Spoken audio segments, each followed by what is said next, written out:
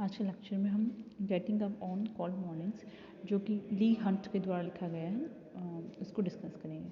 तो हम ऐसे को डिस्कस करें उससे पहले हमें जो इसके ऑथर है ली हंट उसकी बायोग्राफी के बारे में कुछ ओवरव्यू होना चाहिए। तो उनकी बायोग्राफी को आज हम डिस्कस कर रहे हैं। Introduction to the author. Leigh Hunt's full name was John Henry Leigh Hunt. Leigh Hunt का जो पूरा नाम था वो था जॉन हेनरी ली हंट था। He was a poet, critic and essayist. वो पोइट थे, मतलब वो कविता भी लिखते थे, क्रिटिक भी थे, साथ में ऐसे भी लिखते थे। He was born in Southgate Middlesex. उनका जो बर्थ हुआ था वो साउथ गेट मिडलैक्स में हुआ था। He was educated at Christ's hospital, the school for poor boys well Charles लैमन S T Coleridge has been before him.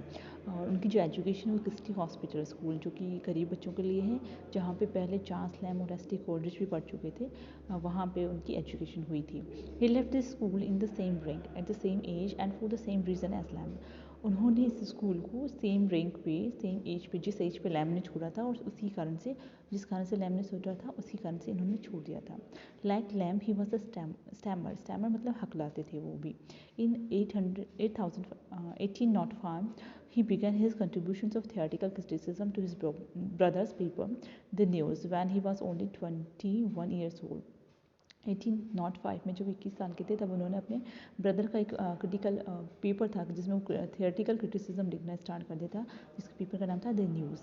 He belongs by birth to the 18th century yet live long enough in the 19th century. By birth वो 18th century से belong करते थे क्योंकि उनका birth जो हुआ था 1784 में हुआ था और उनकी जो डेथ है वो 1859 में हुई थी। तो काफ़ी उन्होंने 19th सेंचुरी भी काफ़ी ऑलमोस्ट मोर देन हाफ देख लिया था।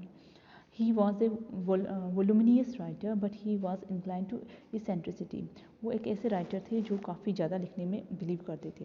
He passed into journalism in 1808 to help his brother John in editing The Examiner. और उन्होंने 1808 में The Examiner जो है उसका एडिट करना स्टार्ट कर दिया था, जर्नलिज्म स्टार्ट कर दिया था। A weekly newspaper with pronounced radical views, एक जो कि एग्जामिनर जो था वो एक वीकली पेपर था। In 1813, Hunt was sentenced to 2 years imprisonment and fined 500 for telling part of truth about the Prince region. और 1813 में उनको 2 साल की जेल भी हुई थी, साथ में फाइन भी भरना पड़ा था। With his customary general philosophy, the prisoner Lee Hunt made the best of things. He turned his cell into a study with books, cases and a piano, and his yard into a garden. और जब वो वहाँ पे jail में थी तब भी उन्होंने अपनी जो सेल है जहाँ पे उनको बंद जहाँ उनको रखा जाता था उसको स्टडी में चेंज कर लिया था। उसमें बुक्स थी, साथ में पियानो था और उनको जो यार्ड मिला था वहाँ पर उन्होंने गार्डन बना दिया था। He had the sympathy of many and received his friends including Lord Byron, lamb and more. और उनको काफ़ी ज़्यादा सिंपैथी मिली थी, मतलब उनके प्रति काफ़ी लोगों को सहानुभूति थी, जिनमें थे लॉर्ड बायरन थे, लैम्ब थे और मोरे थे। In the prison, he kept himself busy with several literary works which were published after his release. और वहाँ पे उन्होंने काफ़ी वर्क लिखे थे, लिटरेरी वर्क लिखे थे जो कि उनकी छूटने के बाद, जेल से रिहा होने के बाद पब्लिश हुए थे। After the prison term he emerge A hero in the eyes of the public. और जैसे उनका प्रिजन टर्म यानी कि जब जेल से रिहा हो गए थे वो एज अ हीरो फिगर उनका लोगों के सामने एज ए हीरो प्रेजेंट हुए थे। Lee Hunt begins with poetry and in the course of his long life he lived for 75 years, wrote a fair quantity of it. Leigh Hunt ने सबसे पहले poetry start की थी और उनकी जो लाइफ स्पेन थी वो काफ़ी अच्छी थी, मतलब काफ़ी लंबी लाइफ उन्होंने जी थी 75 ईयर्स की। तो काफ़ी क्वांटिटी में उन्होंने पोइट्री लिखी थी। One of his most anthologised poem is Abou Ben Adhem, a short poem famous for the calm beauty of its language describing a good man's vision. और उनकी जो एक पोएम थी और अबू डेन एडम, वो जिसमें कि काफ़ी फेमस थी और शॉर्ट पोएम थी जिसमें उन्होंने, और वो पॉपुलर थी उसकी काम ब्यूटी की, लैंग्वेज की जो काम ब्यूटी उसके लिए, और उसमें एक अच्छे आदमी का जो विज़न होता है उसको डिस्क्राइब किया था। And another poem is Gianni Kissed Me. His long poem was Rimini, an Italian tale in verse which contain exquisite poetry and includes the style of Crete. और बाद में उन्होंने एक लॉन्ग पोएम लिखी थी ड्राइमिनी, जो कि इटालियन पोएम थी, जो कि इटालियन टेल थी, वर्स में मतलब कविता के रूप में एक टेल लिखी गई थी, कहानी लिखी गई थी, जिसका काफ़ी इन्फ्लुएंस पड़ा था कीट पे। Leigh Hunt real strength lies in prose, पर उनकी जो स्ट्रेंथ थी यानी कि जो उनका सशक्त व्यक्तित्व था वो प्रोज में निकल के आया था. Apart from his critical books he publish collected essays in men women and books.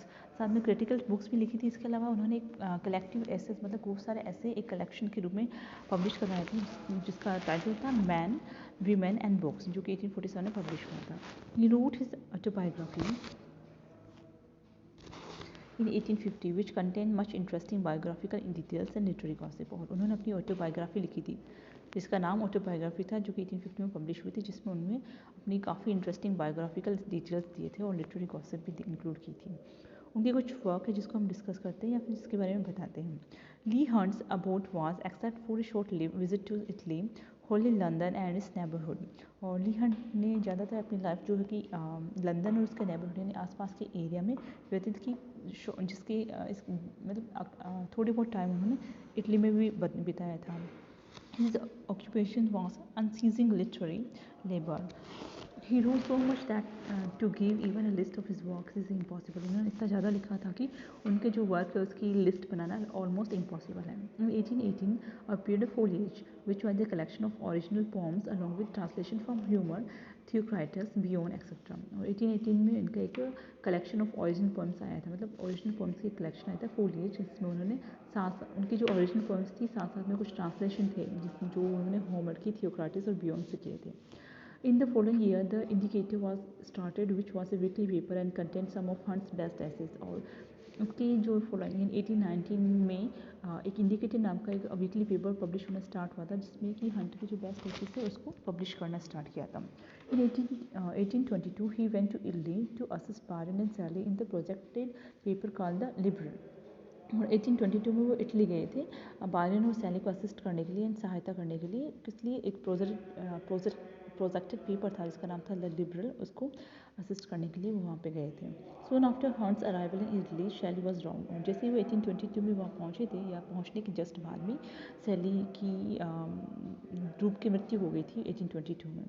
Byron and Hunt were not in sympathy and were not in sympathy, and after 4 excellent numbers, the Liberal perished and Hunt was back at Highgate. उस वजह से 4 ही उसके excellent numbers निकले थे liberal के, और फिर Hunt वापस आ गए थे यहाँ लंदन में. He did incessant journalistic and literary work and set a model for other writers. उन्होंने जर्नलिस्टिक और लिटरेरी वर्क किया था और दूसरे जो राइटर्स थे उनके लिए एक मॉडल सेट किया था. He continued to write for periodicals. उन्होंने periodicals के लिए लिखना जारी रखा and published various poems, और काफ़ी सारी poems पब्लिश करी थी, of which one of the most celebrated was Captain Sword and Captain Pen. और उसमें से जो important थी वो थी Captain Sword and Captain Pen नाम की poem थी. Among his later works are the Palfrey, a poem, A Legend of Florence, a drama. एक पोएम थी द पैल्फ्राई, एक पोएम लिखी थी ए लेजेंड ऑफ फ्लोरेंस जो कि एक ड्रामा था, वो लिखा था. Imagination and fancy, with and humour, a jar of honey from Mount हैरबी, the old court suburb, the town, sir Ralph Esher, a novel. एक शर राल्फ एशर के नाम से एक नॉवल उसने पब्लिश करवाई थी, एंड हिज ऑटोबायोग्राफी जो कि 1850 में पब्लिश हुई थी. In addition to these he wrote the lives of Wycherley, Congreve, Vanbrugh and Farquhar. wrote many other charming essays, review and miscellaneous. और साथ साथ में उसने खुद की ऑटोबायोग्राफी लिखी थी उन्होंने, साथ में अदर राइटर्स की बायोग्राफीज़ भी लिखी थी, जैसे कि विचले थे, कॉनग्रीव थे, जो कि उस टाइम के उनके कंटेम्प्रेरी थे, उनके बारे में उन्होंने लिखा था.